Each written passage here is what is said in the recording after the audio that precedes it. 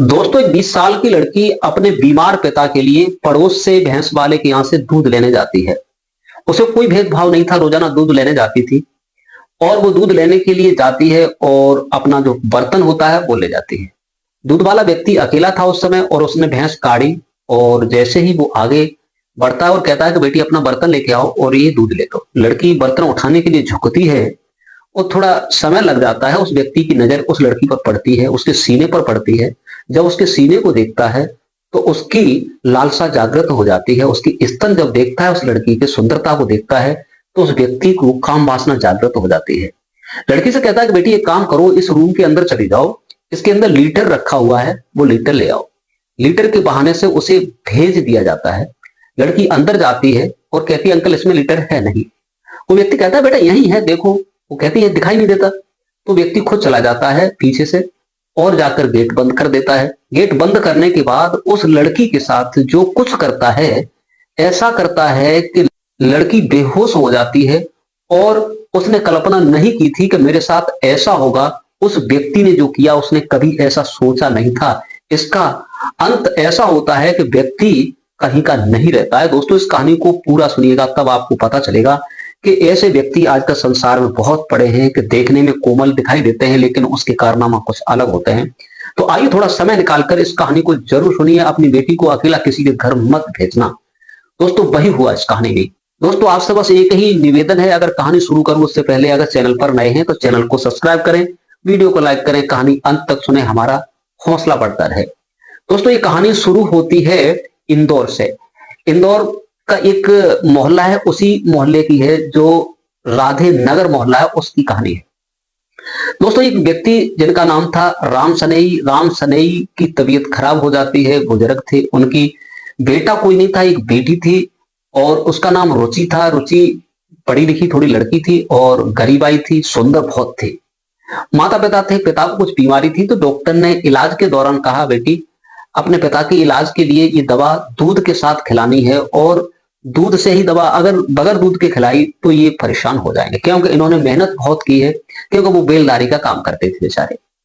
लड़की सुंदर थी, विचार किया चलो ठीक है, दवा लेकर मोहल्ले से ही लगभग 15-20 दिन की दवा थी। तो पड़ोस में एक भैंस वाला व्यक्ति रहता था जिसकी उम्र लगभग 55-60 के करीब रहती है।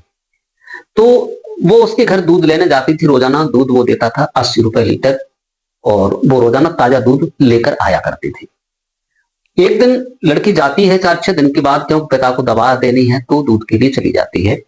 पड़ोस में जो व्यक्ति था भिखारी सिंह नाम था और भिखारी सिंह के पास जाती है और रोजाना की तरह ही वो भैंस निकाल के लाता है और कहता है कि बेटी अपना बर्तन लाओ, दूध ले लो। वो लड़की अपना बर्तन झुककर उठाती है। जैसे ही वो उठाती है बर्तन को तो उसके मतलब ऐसा कुछ कपड़ा पहनी थी जो उसके जो अंग होते हैं वो उसे दिखाई दे जाते हैं, उसके स्तन उसका सीना उसे दिखाई दे जाता है। तो व्यक्ति उसकी तरफ गौर करके देखने लगता है। फिर सोचता है कि बेटी ऐसा करो, मैं लीटर भूल गया हूं इसके अंदर। उसने बात बनाना शुरू कर दी भिखारी सिंह ने और उसे काम वासना जागृत हो जाती है। उसने विचार किया मौका बढ़िया है, इस लड़की से संपर्क करना चाहिए और पैसे दूध दूध के नहीं लेने।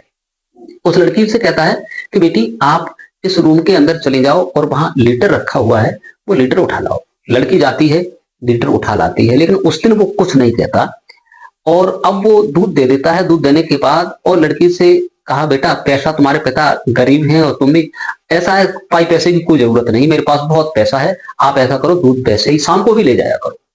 लड़की ने कहा अंकल बगैर पैसे, बोले शाम को आया करो 6-7-8 बजे और तब दूध ले जाया करो, भैंस निकलती है 7 बजे के करीब।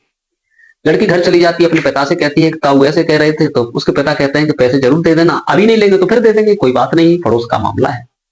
लड़की फिर दूसरे तीसरे दिन जाती है तो वह व्यक्ति उसी बहाने से लीटर उठाने को फिर कहता है, लेकिन लीटर उसने पहले से ही छुपा के रखा था। लड़की जैसे ही फिर आती है दूध के लिए और कहता है कि जाओ बेटा वही लीटर वहां रखा है वो ले आओ। लड़की उसको खोजती, लीटर उससे नहीं मिलता। कहती है ताऊ लीटर तो नहीं मिला, लेकिन ताऊ कहता है बेटा वही रखा था, बोले आप भी देख लो आगे। तो लड़की के पीछे वो चला जाता है, जाने के बाद इधर उधर देखता है, फौरन ही गेट लॉक कर देता है। गेट लॉक करने के बाद वो व्यक्ति उस लड़की के साथ वो काम करना शुरू करता है कि लड़की इधर उधर कोने में भागना शुरू करती है, चीखने की चिल्लाने की आवाज करना चाहती थी। उसने पहले ही एक गेट पर एक छोटा सा डेक लगा था, वो डेक चालू कर देता है, भजन कीर्तन लगा देता है। बाहर शोर हो रहा था और लड़की थोड़ा बहुत चीखती भी, लेकिन वो व्यक्ति के चंगुल से निकल नहीं पाती है। वो व्यक्ति उस लड़की के साथ शारीरिक संबंध बनाने में सक्षम हो जाता है। दोस्तों नतीजा ये होता है कि लड़की बेहोश जैसी हो जाती है, उसके चेहरे पर छींटा मारता है। मारने के बाद वो लड़की अचेत से कुछ अवस्था में आती है, लेकिन उसके साथ वो संबंध बना चुका होता है। दोस्तों अब वो कहता है कि अगर तुमने किसी से कहा तो बेइज्जती होगी, अब किसी से मत कहना, जो हुआ वो हो गया। उसके पैर भी पकड़ लेता है। तो लड़की सोचती चलो कोई बात नहीं, जो हुआ वो हो गया। लड़की उस जगह दबा लेती है बात को, अपनी इज्जत को, और अपने घर चली जाती है। उसके माता पिता कहते हैं कि बहुत देर हो गई बेटा। लड़की कहती है कि थोड़ा भैंस काटने में निकलने में देर हो गई थी, इसलिए मैं देरी से आ पाई। दोस्तों नतीजा यहां तक होता है कि वो लड़की के साथ दो बाद ऐसा काम करता है कि लड़की जो थी अब वो धीरे धीरे कुछ घर में आकर सुस्त रहने लगती है।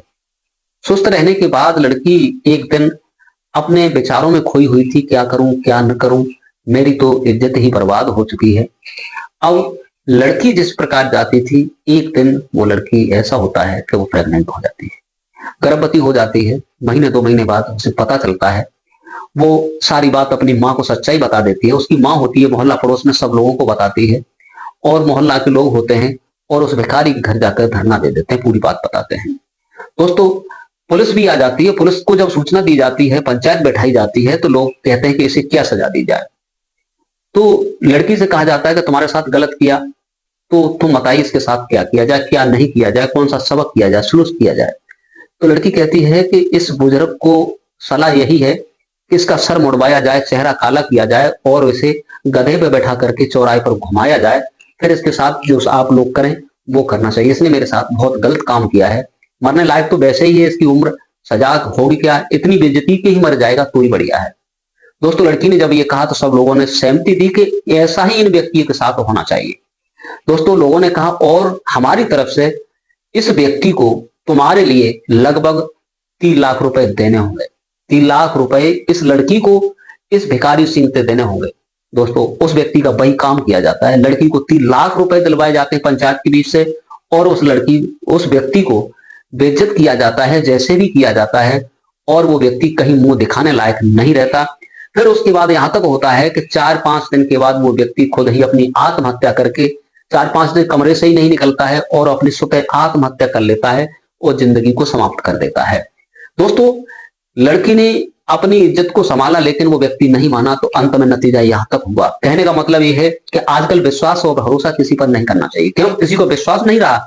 क्योंकि आजकल तुम्हारी बहन बेटी पर लोग गंदी नजर डालते हैं, कैसे भी हो, लेकिन तुम्हारा भला कोई नहीं चाहता है। तुमसे मीठी बात करेंगे, तुम्हारे घर पर जब ही आएंगे, तुम्हारी बहन सुंदर होगी, तुम्हारी पत्नी सुंदर होगी, तुम्हारी बेटी सुंदर होगी, तो तुम्हारे घर पर मेरे युवा बैठने आ जाएंगे। दोस्तों समझ लेना का कुछ चक्कर है, अपने घर पर अब खुद ही संभाल कर रखना चाहिए क्या है क्या नहीं। दोस्तों इस कहानी को सुनाकर किसी को परेशान करना नहीं, किसी का दिल दुखाना नहीं है, केवल आप लोगों को जागरूक और सचेत करने का मेरा उद्देश्य है। क्योंकि जो हम रोज नई नई कहानियां रोज जो हमें मिलती हैं, जो हम रोजाना पढ़ते हैं देखते हैं, क्योंकि क्या क्या चल रहा है सोशल मीडिया पर, कैसे कैसे लोग पड़े हैं, कहीं ससुर और बहू के संबंध हैं, कहीं पिता और पुत्री के भी संबंध हैं, कई भाई बहन के संबंध हैं, कई रिश्तेदार ले जाते हैं। ये सारी कहानियां मैं रोजाना पढ़ता हूँ और रोजाना आपको इस यूट्यूब पर जागृति के लिए देता हूँ। आज के लिए बस इतना ही। नमस्कार, जय हिंद, जय भारत। मिलते हैं अगले वीडियो के साथ।